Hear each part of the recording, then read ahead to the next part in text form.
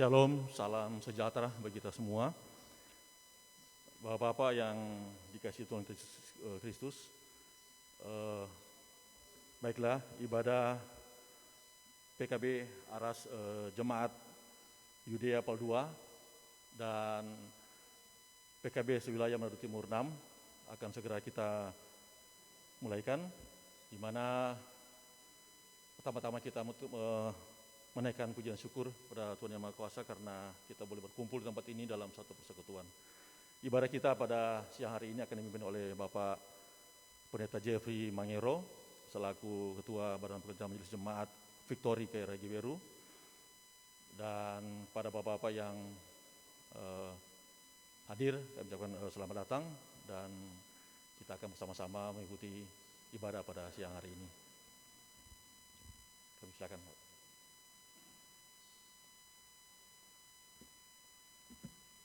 Salam damai sejahtera bagi kita semua. Salam. Mengawali ibadat kita Pria Kombapa Jemaat Yudea Pal 2 sekaligus Pria Kombapa sewilayah Manado Timur 6 di bulan Juli ini, mari kita berdiri semua. Kita akan mulai dan menyanyi bersama-sama Kidung Jemaat nomor 15. Berhimpun semua menghadap Tuhan. Berhimpun semua menghadap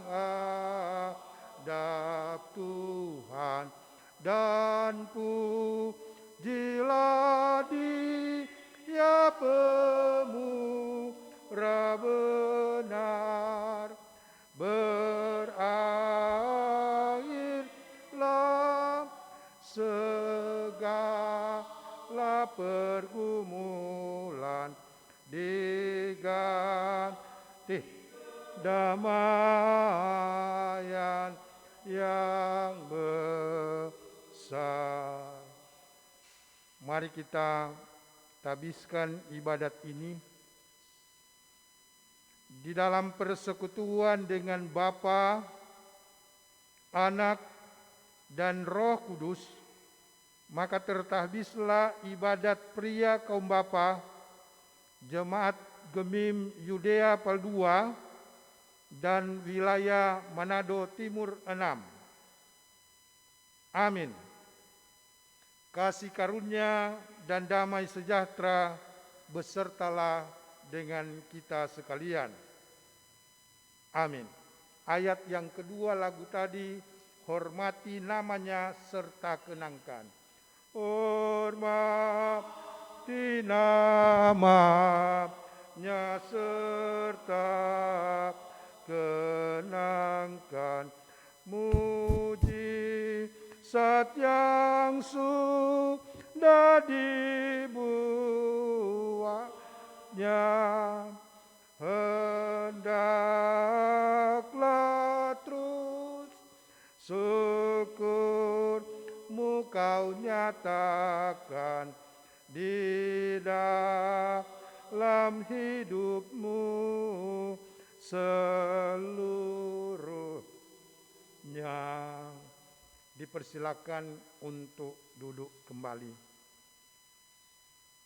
Marilah kita menghadap Tuhan di dalam doa untuk pengakuan akan segala dosa kita. Kita berdoa. Ya Tuhan Allah yang Maha Kuasa, Tuhan yang kami sembah dalam persekutuan dengan Yesus Kristus, Tuhan yang telah mengaruniakan kehidupan bagi kami semua dalam menjalani setiap langkah, jejak, dan aktivitas. Walau di tengah pergumulan global yang sedang menggejala di tengah-tengah kehidupan kami, tetapi kasih-Mu tak berkesudahan.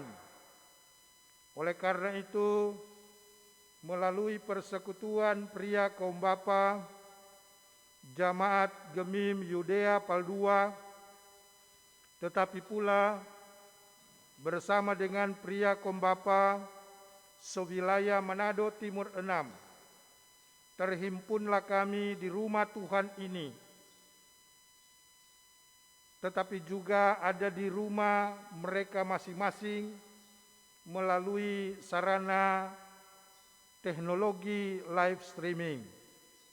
Engkau tahu maksud kami ya Tuhan, untuk beribadah kepadamu, memuji dan memuliakan Dikau. Karena kami boleh ada sebagaimana kami ada saat ini oleh karena kasih-Mu. Tetapi kami juga menyadari siapa kami sebenarnya adalah orang-orang yang tidak luput dari berbagai pelanggaran dan dosa. Oleh karena itu, di hadapan tahta-Mu yang kudus, kami menyembah, bersujud, dan mengaku akan segala dosa kami, memohon pengasihan dan pengampunan daripada Tuhan, supaya kami betul-betul layak di hadapan-Mu. Di dalam persekutuan dengan Yesus, Tuhan yang sudi mengampuni dosa kami. Amin. Kidung Jemaat nomor 13, di muka Tuhan Yesus. Di muka Tuhan Yesus, betapa hina diriku, ku bawa dosa-dosaku di muka Tuhan Yesus. 1 Korintus 1 ayat 30, firman Tuhan sebagai berita anugerah. Tetapi oleh Dia kamu berada dalam Kristus Yesus, yang oleh Allah telah menjadi hikmat bagi kita. Ia membenarkan dan menguduskan dan menebus kita. Kita sambut dengan menyanyi, bagi Tuhan tidak ada yang mustahil. Ku yakin saat Kau berfirman, ku menang saat Kau bertindak. Hidupku hanya ditentukan oleh perkataan-Mu. Ku aman karena Kau menjaga. Ku kuat karena Kau menopang. Hidupku hanya ditentukan oleh kuasa-Mu.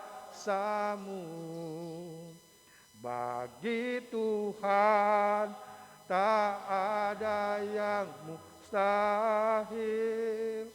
Bagi Tuhan tak ada yang tak mungkin. Mujizat-Nya disediakan bagiku, ku diangkat dan dipulihkannya. Mari kembali lagi kita menghadap Tuhan untuk doa pelayanan firman. Saat ini kami akan membaca dan merenungkan firman-Mu. Firman-Mu adalah kebenaran, tempat kami untuk mendapatkan sulu dan pedoman dalam hidup ini. Maka berfirmanlah kepada kami ya Tuhan, di dalam nama Tuhan Yesus, firman yang hidup. Amin. Oleh gereja kita, baik jamaat maupun BIPRA dan segala aras pelayanan, kita diajak untuk membaca dan merenungkan bagian firman Tuhan di dalam Kisah Para Rasul. Kisah Para Rasul pasal 5 ayat 1 sampai 11. Kisah Para Rasul pasal 5 ayat 1 sampai 11. Ananias dan Safira. ada seorang lain yang bernama Ananias. Ia beserta istrinya Safira menjual sebidang tanah. Dengan setahu istrinya, ia menahan sebagian dari hasil penjualan itu dan sebagian lain dibawa dan diletakkan di depan kaki rasul-rasul. Tetapi Petrus berkata, Ananias, mengapa hatimu dikuasai iblis, sehingga engkau mendustai Roh Kudus dan menahan sebagian dari hasil penjualan tanah itu? Selama tanah itu tidak dijual, bukankah itu tetap kepunyaanmu? Dan setelah dijual, bukankah hasil itu tetap dalam kuasamu? Mengapakah engkau merencanakan perbuatan itu dalam hatimu? Engkau bukan mendustai manusia, tetapi mendustai Allah. Ketika mendengar perkataan itu, rebalah Ananias dan putuslah nyawanya. Maka sangatlah ketakutan semua orang yang mendengar hal itu.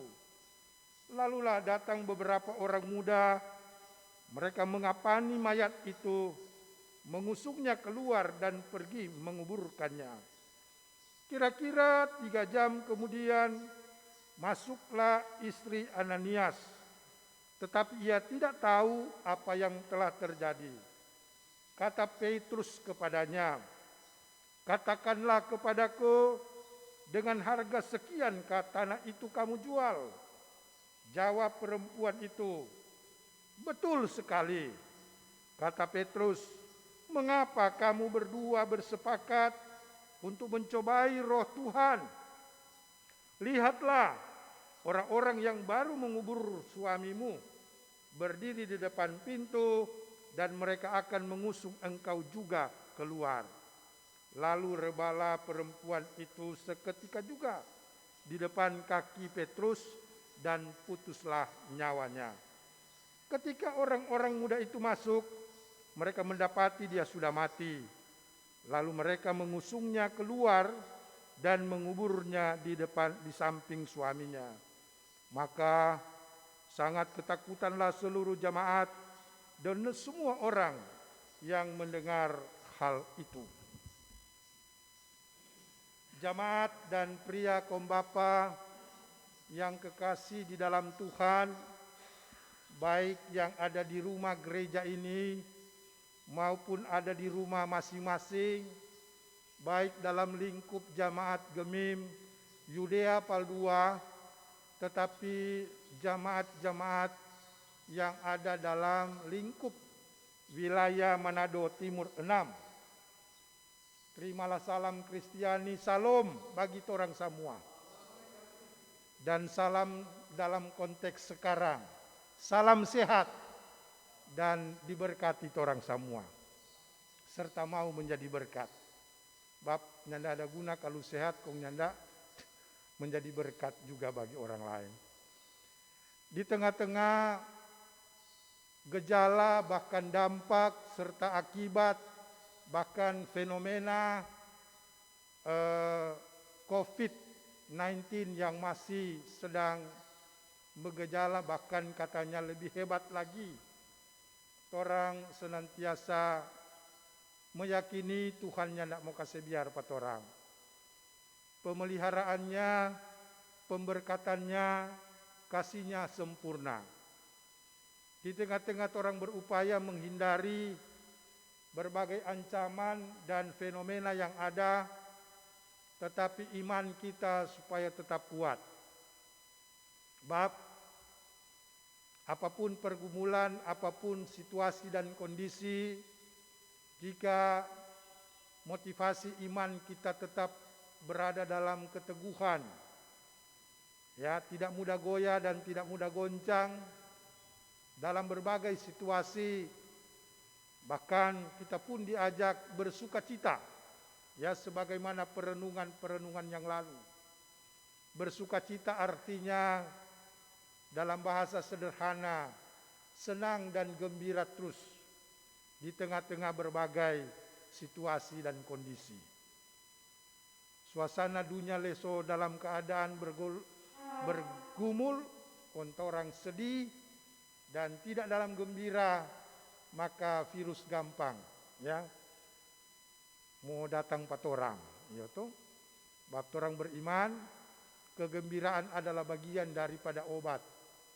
Kegembiraan bagian daripada imun.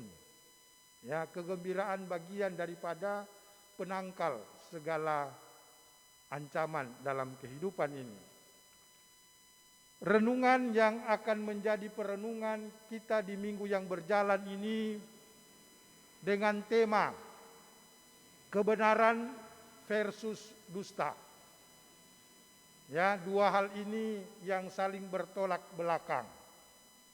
Yaitu kalau kita bicara soal kebenaran, berarti kita bicara soal hal-hal yang berkaitan dengan apa yang baik, apa yang benar, apa yang betul dalam konteks iman, yaitu yang dikehendaki Tuhan.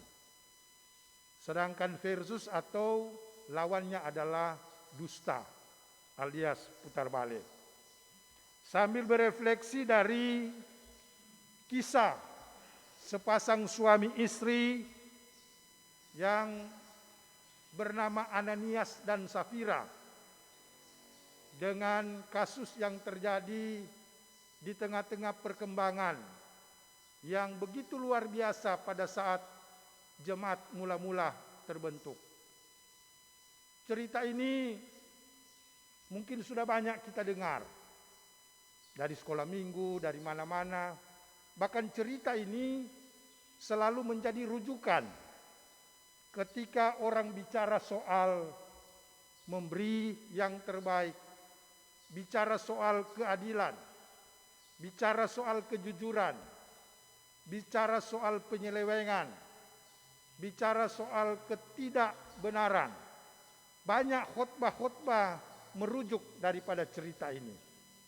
Jadi dia satu cerita yang cukup populer, yaitu bagaimana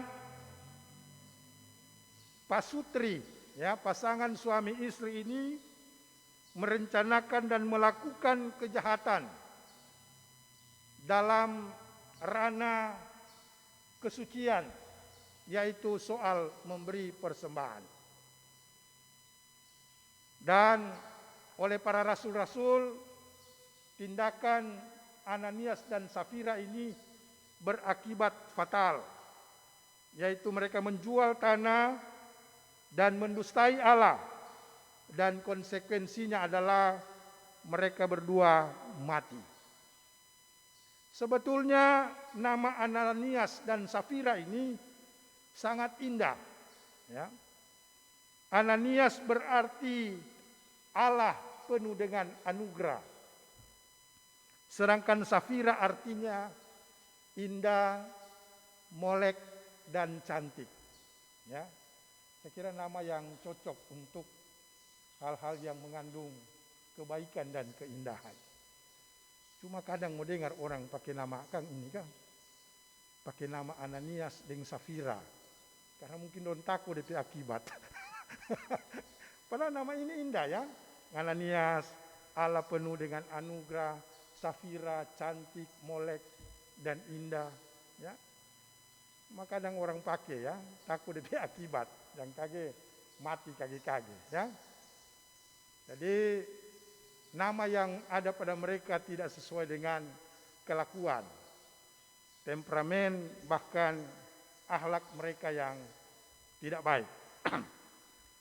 Yang menjadi sorotan dalam kisah ini memang menyangkut nilai pemberian yang terbaik, tetapi bukan itu yang utama. Yang menjadi sorotan di sini adalah menyangkut dasar, motivasi, dan komitmen di dalam memberi. Dalam keyakinan kita bahwa dasar memberi itu adalah panggilan iman, bukan cuma ketentuan agamawi, tetapi juga adalah panggilan iman setiap orang percaya, yaitu memberi yang terbaik kepada Tuhan. Kita bukan membalas apa yang Tuhan anugerahkan, karena kalau orang mau balas, Itu Tuhan dah kasih, nyandak sebanding dengan torang pe pemberian sebenarnya. Ya. Tetapi motivasi itu adalah kita mau memberi apa yang kita anggap terbaik untuk Tuhan. Kemudian motivasi. Motivasi adalah apa yang mendorong kita atau apa yang mendorong Ananias dan Safira ini memberi kepada Tuhan. Kalau kita baca bagian firman Tuhan perikop ini disebutkan ada seorang yang lain. Itu berarti Ananias masuk dalam orang-orang yang disebut-sebut sebelumnya. Karena ada seorang yang lain. Berarti ada orang-orang sebelumnya. Nah, Ananias ini masuk dalam kelompok 120 orang. Yang merupakan perkembangan dari jemaat mula-mula. Kita tahu kan jemaat mula-mula dari 11 orang. Kemudian dia berkembang 120. Berkembang jadi 3.000. Dan seterusnya. Nah, Ananias mungkin masuk dalam 120 ini. Jadi orang-orang yang pertama mendapatkan pencurahan Roh Kudus. Dan disitulah terbentuk jemaat mula-mula. Dan kalau kita melihat sebelum Ananias dan Safira sudah ada orang-orang yang memberikan persembahan. Ya, antara lain Barnabas ya yang memberikan persembahan. Tapi disebutkan di sini kalau Barnabas dia memberikan seluruh tanahnya. Kalau Anania dan Safira cuma bilang sebidang. Sebidang artinya cuma bagian daripada seluruhnya. Nah, bukan.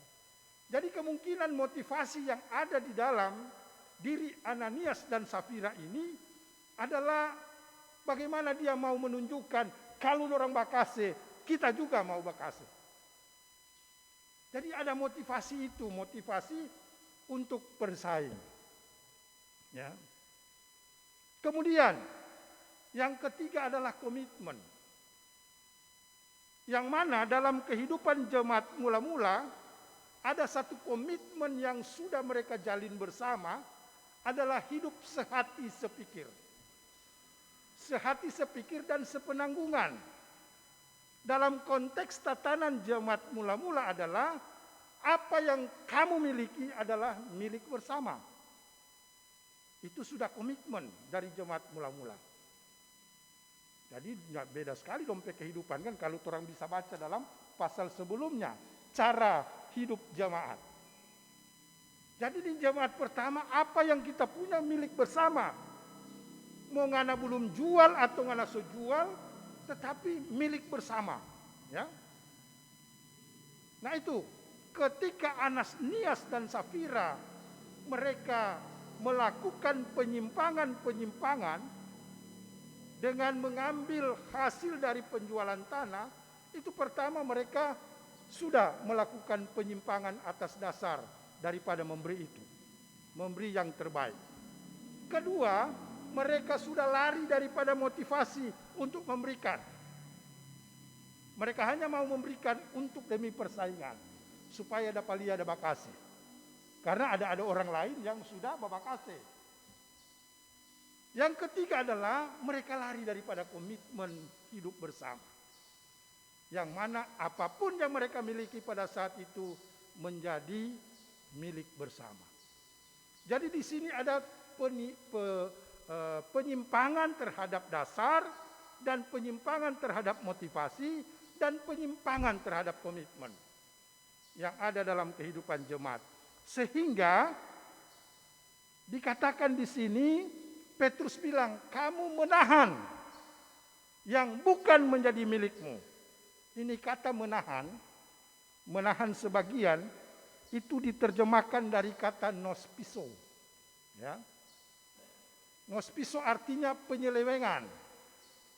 Menyeleweng daripada komitmen. Menyeleweng daripada apa yang sudah ada. Tatanan yang sudah ada. Menyeleweng dari kesepakatan untuk kepentingan bersama menjadi kepentingan diri sendiri. Yang dalam bahasa Yunani korups, ya. Orang terjemahkan di sini korupsi. Ya, korupsi artinya menahan sesuatu atau mengambil sesuatu untuk kepentingan bersama. Ya. Menahan sesuatu yang menyimpang daripada komitmen, aturan ataupun regulasi yang ada. Itu kan korupsi. Jadi apa yang dilakukan oleh Ananias adalah tindakan mengorupsi apa yang bukan menjadi haknya. Walaupun dikatakan di sini, memang waktu belum jual itu ngoni punya. Setelah jual pun itu ngoni punya. Tetapi kita punya komitmen. Ngoni punya adalah kepunyaan bersama. Nah, komitmen itulah yang dilanggar. Sehingga Paulus bilang, engkau nos piso, engkau menyelewengkan apa yang bukan hakmu. Dan ketika itu sudah dibawa kepada kaki rasul-rasul, artinya itu sudah dibawa kepada Allah. Dan tindakan Ananias dan Safira ini bukan mendustai kepada rasul-rasul, tetapi mendustai kepada Allah. Korupsi, ya, mendustai akan Allah dan mendustai Roh Kudus, dan akibatnya fatal. Ya, mereka mati berdua bersama. Ya, dan itu terjadi di hadapan banyak orang. Karena waktu itu disebutkan Petrus kan sementara berkhotbah itu banyak orang yang mendengar. Dan orang banyak melihat peristiwa itu dan mereka dikatakan mereka sangat ketakutan dan mereka dikatakan di sini sangat ketakutan akan apa yang terjadi pada waktu itu. Nah, disinilah saudara-saudara apa pembelajaran iman yang penting bagi kita untuk melalui cerita ini yang dikisahkan ya dalam bacaan ini. Yaitu pertama, marilah kita hidup jujur di hadapan Tuhan. Ya. Jujur artinya memberi apa yang terbaik, yang betul-betul kita anggap baik bagi Tuhan. Ya. Di samping komitmen yang dilanggar oleh Ananias dan Safira adalah juga nasar. Ya. Kemungkinan penjualan pertama itu mereka bernasar, orang mau kasih pada Tuhan. Toh? Ya. Mereka menyimpang daripada nasar. Nasar adalah janji yang yang diucapkan tapi diingkari janjinya. Ya. Dengan demikian, saudara-saudara, kita juga terpanggil untuk hidup jujur di hadapan Tuhan, termasuk dalam memberikan persembahan. Karena dari berkat-berkat yang Tuhan karuniakan kepada kita, lewat usaha, lewat kerja, kita terpanggil untuk memberi yang terbaik bagi Tuhan. Memberi sepantasnya, memberi selayak-layaknya yang berkenan kepada Tuhan. Dan apapun yang kita berikan, hendaknya diberikan dengan motivasi yang baik. Dengan segenap hati, dengan setulus hati. Sebab segala yang kita miliki adalah kepunyaan Tuhan. Nafas hidup, kekuatan, orang boleh dimampukan berkarya, orang boleh dimampukan melakukan segala usaha. Dan dari usaha itu kita memperoleh berkat-berkat Tuhan. Dan sehingga kita perlu untuk mengembalikan yang terindah, yang terbaik daripada Tuhan. Terutama adalah tubuh kita yang berkenan kepada Tuhan, seperti di dalam Roma 12 ayat 1. Karena itu saudara-saudaraku, demi kemurahan Allah, aku menasihatkan kamu, supaya kamu mempersembahkan tubuhmu sebagai persembahan yang hidup, yang kudus, dan yang berkenan kepada Allah. Apalagi kalau pemberian itu karena komitmen. Kalau pemberian itu merupakan keputusan iman, apalagi kalau itu nasar. Ya, kalau nasar orang mau kasih, hendaknya kasih. Jangan seperti Anastasия Sataliadoi, itu nasar selupa. Ya, itu kewajiban iman selupa. Ada dalam pengkhotbah pasal 5 ayat 4 dia bilang, lebih baik engkau tidak bernasar daripada penasar tetapi tidak menepatinya. Akibatnya akan fatal. Dan Alkitab sudah banyak membuktikan itu. Juga saudara-saudara, dari kisah ini mau memberi pelajaran bagi kita untuk hidup jangan terlalu mencintai uang. Sehingga dusta, ketidakbenaran sehingga ada dalam pikiran dan dalam segala perbuatan kita. Ingat, segala apa yang kita lakukan dalam rangka hidup dalam pelayanan, setiap itu ada konsekuensinya. Allah tidak pernah memandang mulu. Ingat juga akar segala kejahatan adalah cinta uang. Sebab oleh karena berburu uang, beberapa orang telah melakukan penyimpangan. Itu kita bisa baca dalam 1 Timotius ayat 6 dan 10. Sebaliknya ketika kita berani dengan tuntunan Roh Kudus untuk menyuarakan segala kebenaran, seperti yang dilakukan oleh Petrus terhadap Ananias. Dia menegur karena mereka salah. Dia menegur karena Ananias mendustai Allah. Itu pula yang harus kita lakukan dalam kehidupan kita. Jika ada orang yang menyimpang dalam hal-hal rohani, kita wajib seperti Petrus untuk menegur mereka. Dan ingatlah bahwa segala sesuatu yang kita perbuat dalam hidup ini, entah itu baik, entah itu buruk, entah itu baik ataupun jahat, semua akan kita pertanggungjawabkan di hadapan Tuhan sebagai hakim yang adil. Selama Tuhan masih kasih hidup orang, lakukanlah yang terbaik. Jauhkanlah dusta dan selalu lakukan kebenaran.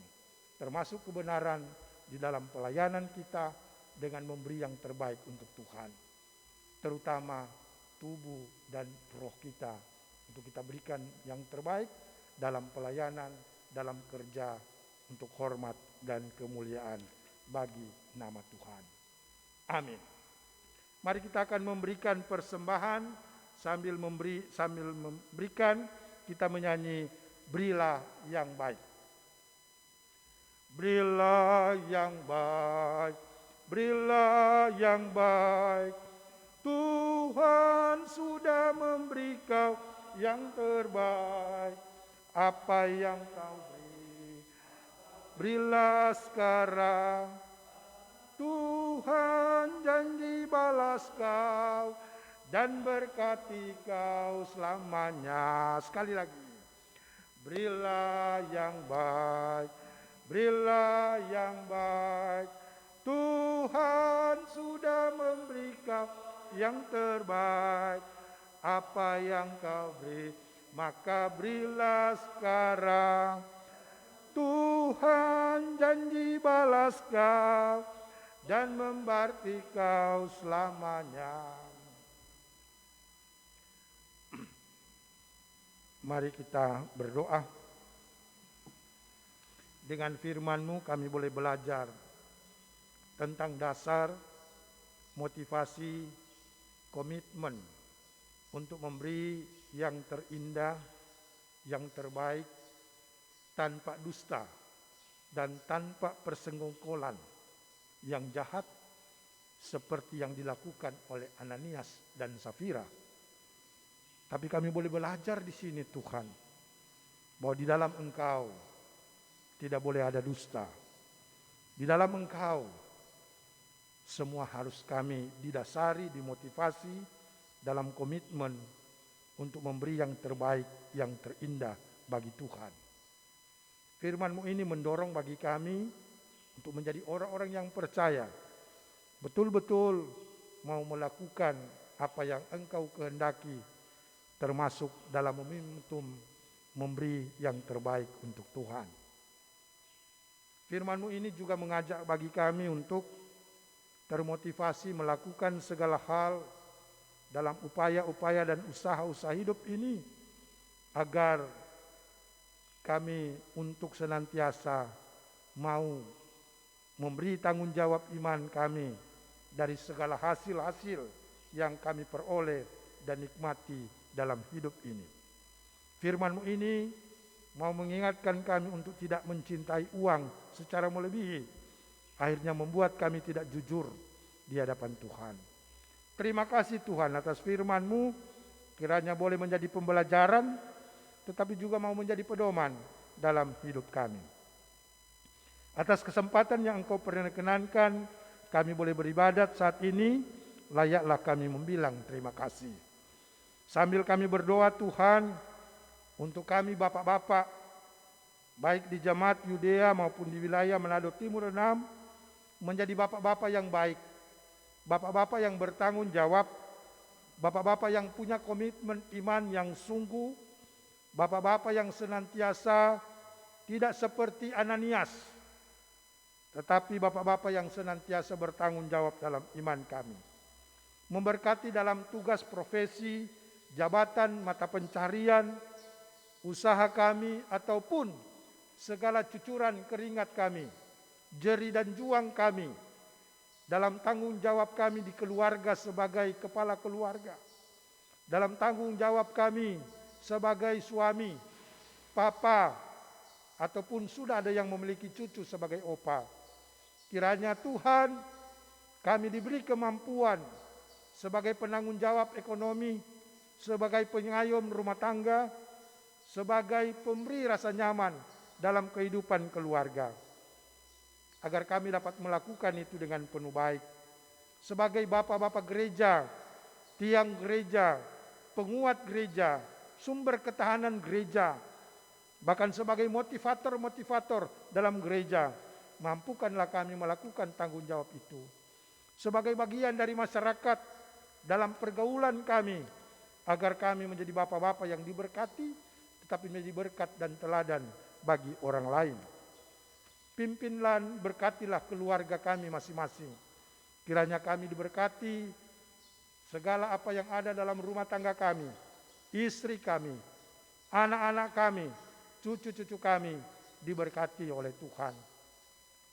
Memberkati juga pelayanan yang dilakukan oleh Komisi Pelayanan Kombapa Wilayah Manado Timur 6 di bawah pimpinan dan penata layanan Bapak Penatua Marlon dan perangkat komisi wilayah yang ada. Begitupun perangkat komisi di 5 jemaat dan di jemaat khususnya di Jemaat Yudea. Pimpin mereka Tuhan dalam satu kerja pelayanan pria Kombapa untuk merangkul semua bapak-bapak yang ada di wilayah ini.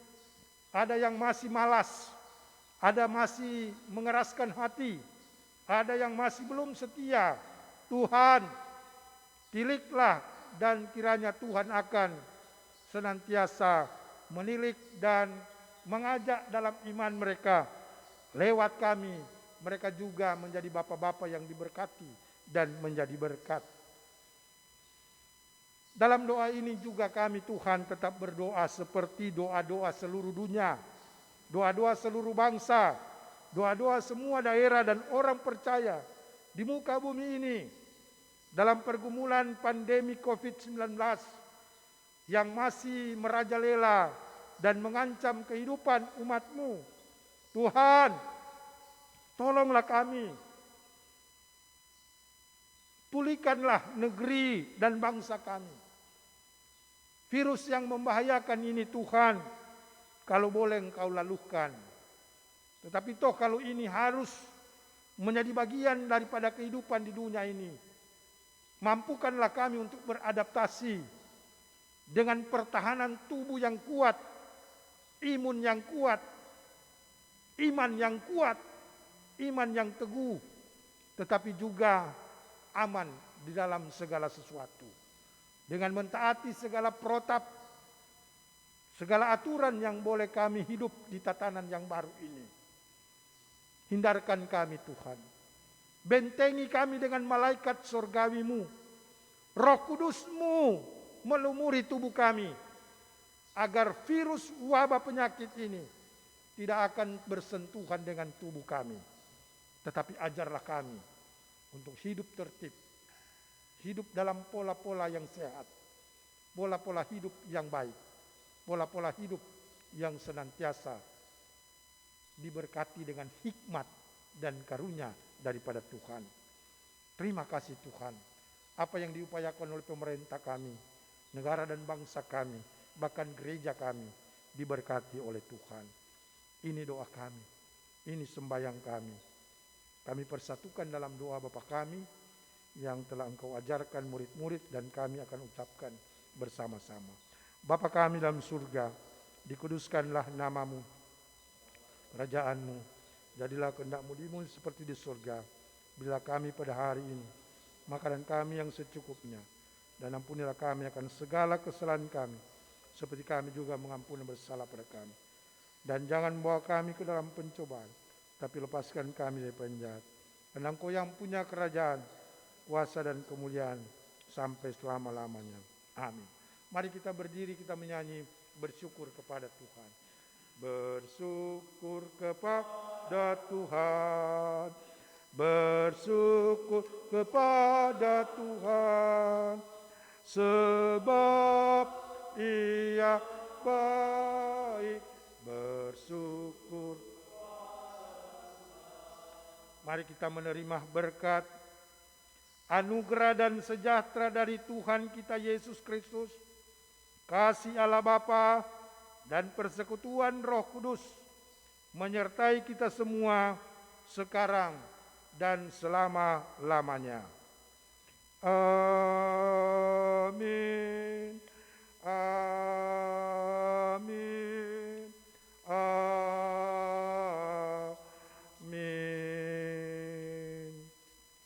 Dipersilakan duduk kembali. Demikian ibadat kita.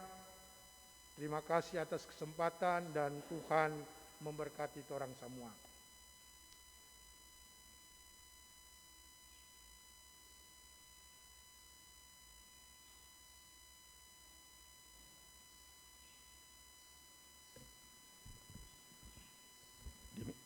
Demikianlah ibadah pria kaum bapa Aras Jemaat Yudea Pal 2 serta ibadah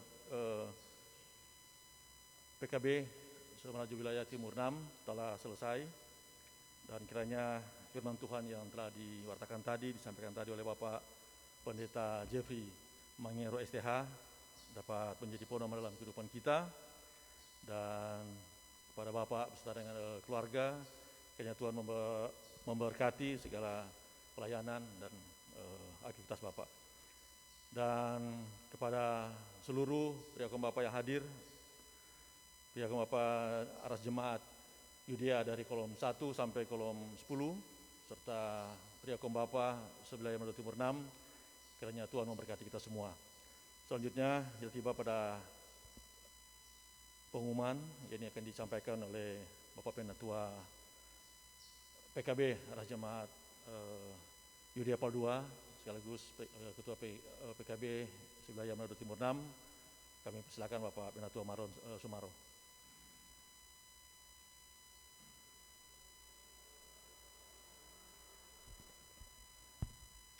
Shalom, damai di hati, puji syukur kepada Tuhan Yesus berkat penyertaan-Nya lah sehingga ibadah pria kaum bapa wilayah Manado Timur 6 maupun pria kaum bapa Jemaat Gemim Yudea Pal 2 di siang hari ini boleh berakhir dengan begitu baik. Untuk itu sekali lagi disampaikan banyak terima kasih kepada Bapak Pendeta Jeffrey Mangero yang sudah menjadi kadim di ibadah pria kaum bapa pada bulan Juli ini. Disampaikan juga terima kasih banyak kepada UPK pria kaum bapa kolom 6 yang sudah bertugas, lebih khusus juga kepada Bapak Mekvi Kindangin yang sudah menjadi MC, dan juga kami menyampaikan banyak terima kasih kepada semua pria kaum bapa yang mengikuti ibadah ini lewat live streaming, baik pria kaum bapa Gemim Yudea Pal 2, Gemim Victory Kairagiweru, Gemim Efrata Pal 2, Gemim Bethlehem Winuangan Pal 2, maupun Gemim Yerusalem Pal 2. Tuhan kiranya akan memberkati kita semua. Sebagai penyampaian, diimbau kepada seluruh warga pria kaum bapa sewilayah Manado Timur 6 untuk senantiasa kita menjaga kesehatan, kita ikuti anjuran pemerintah maupun gereja, agar kita tetap sehat dan kita tetap kuat untuk menghadapi badai pandemi COVID-19 yang masih berlangsung.